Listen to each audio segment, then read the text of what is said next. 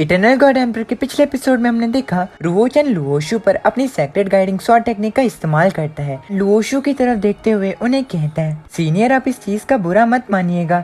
लुओशु रुओचन के हमले को डॉज करने की कोशिश करता है एंड रुओचन भी लुओशु के हमले को अपनी स्वॉर्ड टेक्निक की मदद से फेल कर देता है। लुओशु ये देखकर अपने लुओ वाटर फिस्ट को रुओचन पर इस्तेमाल करता है। रुओचन लुओशु को ये टेक्निक इस्तेमाल करता हुआ देखकर अपनी secret broken plum sword technique का इस्तेमाल करता है एंड वो फाइनली लुओशु के काफी ज्यादा करीब आ जाता है। रुओचन को इतने ज्यादा करीब आकर लुओशु काफी ज्यादा घबरा जाता है, उसे कोई मूव करने का समय नहीं मिल पाता एंड वो हार जाता है। लुओशु की ये सिर्फ एक कॉपी ही होती है। लुओशु हारने के बाद रुओचन से कहता है, तुमने मुझे 100 स्ट्राइक्स के अंदर ही हरा दिया, ये सच में काफी ज्यादा इनक्रेडिबल था। लुओशु की इमेज गायब होने लगती है। गायब होते होते लुओशु रुओचन से कहता है, तुम्हारा टैलेंट मुझसे काफी ज्यादा सुपीरियर है। अब क्योंकि तुमने मुझे हरा दिया है तो रूल्स के अकॉर्डिंग तुम डायरेक्टली सेकंड फ्लोर पर जा सकते हो। अपने इस हमले के बाद रुओचन जमीन पर लैंड करता है एंड अपने मन के अंदर कहता है, लुओशु का कल्टीवेशन सच में काफी ज्यादा पावरफुल था। वो मेरी 93 स्ट्राइक्स तक टिका रहा, लेकिन अगर मैं अपनी स्पेस डोमेन पावर को इस्तेमाल करता तो मैं उसे 10 स्ट्राइक्स में ही हरा देता। अब रुओचन खड़ा होता है एंड कहता है, बहुत बढ़िया, अब मैं डायरेक्टली सेकंड फ्लोर पर जा सकता हूँ। अब रुओचन सेकंड फ्लोर पर जाता है। सेकंड फ्लोर का रूम बिल्कुल फर्स्ट रूम की तरह ही होता है। ना केवल ये, रुओचन के सामने जो उसका ओपोनेंट होता है वो भी सेम होता है। लुओशु रुओचन के सामने ही होता है। लुओशु रुओचन से कहता है, हम दोबारा मिल गए। मैं भी ब्लैक रियलम के एडवांस स्टेज का सबसे ज्यादा स्ट्रॉन्गेस्ट वॉरियर हूँ। अगर तुम मेरी एक स्ट्राइक को संभाल पाए तो तुम फर्स्ट ऑब्स्टेकल को पार कर लोगे। रुओचन लुओशु की तरफ देखता है। लुओशु के पास इस बार कोई वेपन नहीं होता। रुओचन लुओशु से कहता है कि तुम अपना वेपन इस्तेमाल नहीं करने वाले हो, तुम्हारे वेपन के बिना तुम्हें हराना ये मुझे ठीक नहीं लगता।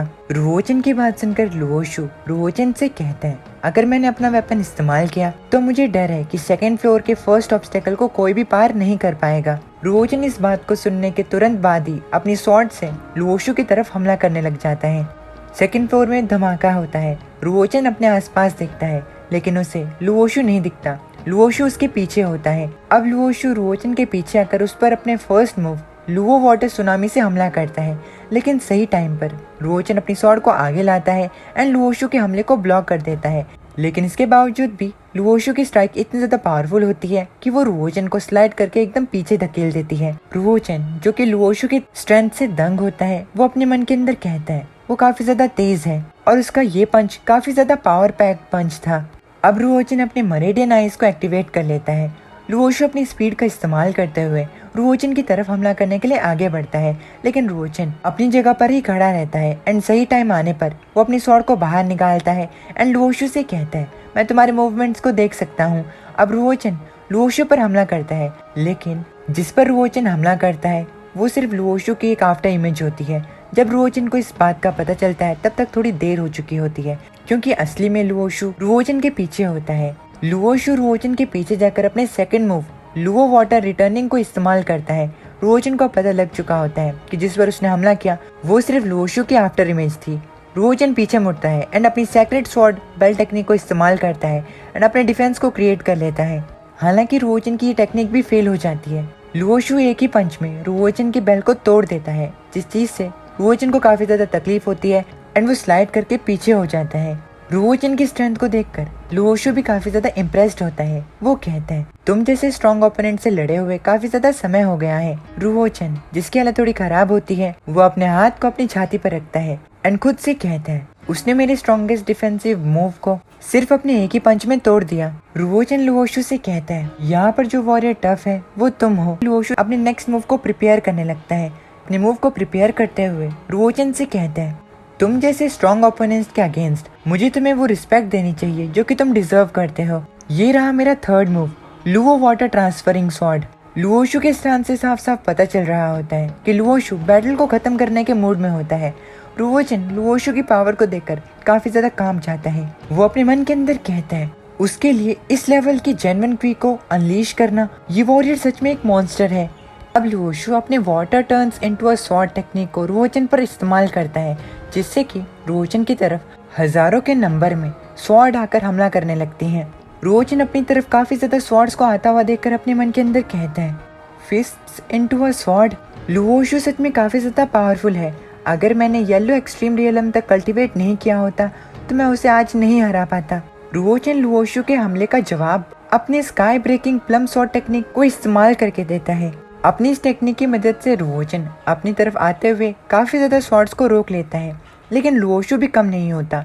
वो अपनी हैंड की मूवमेंट्स की मदद से अपनी स्वॉर्ड की डायरेक्शन को चेंज करता है एंड तब रुओचन पर हमला करता है। रुओचन लुओशु के इस मूव से काफी ज्यादा दंग रहता है। अब क्योंकि रुओचन के पास कोई और ऑप्शन नहीं होता, इसीलिए वो थोड़ा सा पीछे हट जाता है, लेकिन लुओशु अभी भी रुओचन का पीछा नहीं छोड़ता एंड वो उसकी तरफ काफी ज्यादा स्वॉर्ड्स को भेजता है। रुओचन को काफी ज्यादा तकलीफ हो रही होती है, लेकिन तभी वो अपने जीनियस मूव को इस्तेमाल करता है। वो अपनी स्वॉर्ड की मदद से अपने आसपास एक टॉर्नेडो बना लेता है, जिससे कि लुओशु की स्वॉर्ड उस पर हमला नहीं कर पाती। लुओशु रुओचन की क्रिएटिविटी को देखकर उसकी तारीफ करता है एंड कहता है ये सच में एक रेयर मार्शल आर्ट्स जीनियस है।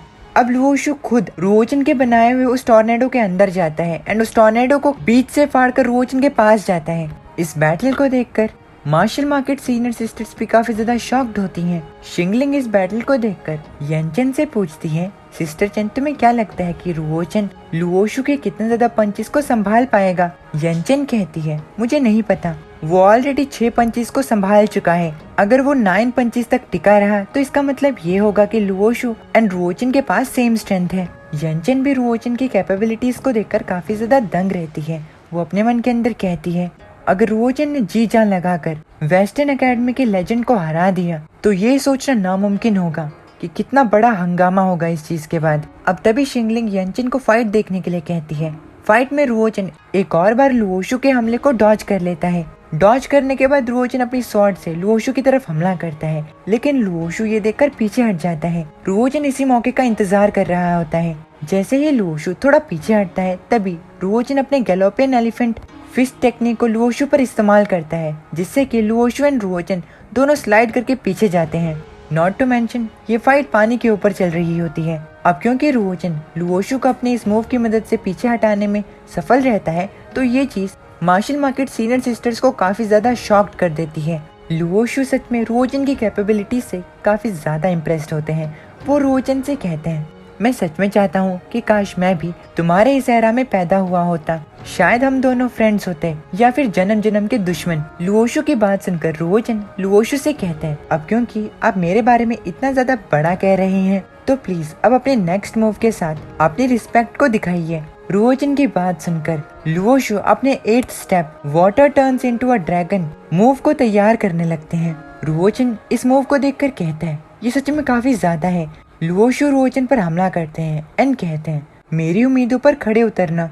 रुओचन लुओशु के इस मूव को अपने हेवनली हार्ट ब्रेकिंग प्लम से रोकने की कोशिश करता है, लेकिन ये ड्रैगन काफी ज्यादा टफ होता है, टोटली अनब्रेकेबल, इसीलिए वो इस चीज को नहीं कर पाता। रुओचन की हालत काफी ज्यादा खराब हो चुकी होती है। वो अपने मन के अंदर कहते हैं बिना किसी डाउट के साथ लुओशु सबसे ज्यादा पावरफुल ओपोनेंट है जिससे कि मैंने इस लाइफ में बैटल की है।